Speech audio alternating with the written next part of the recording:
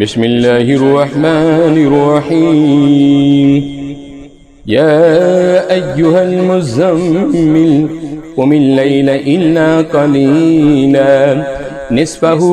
أو انقص منه قليلا أو زد عليه ورتل القرآن ترتيلا إنا سنلقي عليك قولا ثقيلا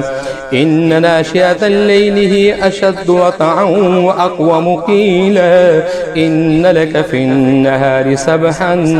طويلا واذكر اسم ربك وتبتل إليه تبتيلا رب المشرق والمغرب لا إله إلا هو فاتخذه وكيلا واصبر على ما يقولون واهجرهم هجرا جميلا وذرني والمكذبين أولي النعمة ومهلهم قليلا إن لدينا أنكالا وجحيما وطعاما ذا غصة وعذابا أليما يوم ترجف الأرض والجبال وكانت الجبال كثيبا مهيلا إنا أرسلنا إليكم رسولا شاهدا عليكم كما أرسلنا إلى فرعون رسولا فعصى فرعون الرسول فأخذناه أخذا وبيلا فكيف تتقون إن كفرتم يوما يجعل الولدان شيبا السماء منفطر به كان بعده مفعولا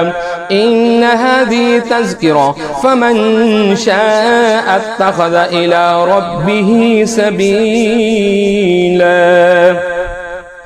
إن ربك يعلم أنك تقوم أدنى من ثلثي الليل ونصفه وثلثه وطائفة من الذين معك والله يقدر الليل والنهار علم أن لن تحصوا فتاب عليكم فاقرؤوا ما تيسر من القرآن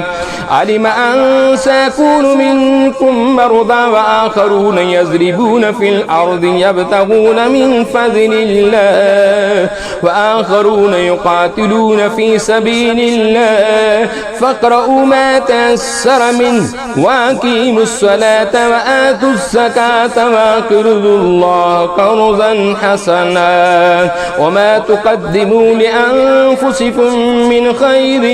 تجدوه عند الله هو خيرا وأعظم أجرا واستغفروا الله إن الله غفور رحيم صدق الله العظيم.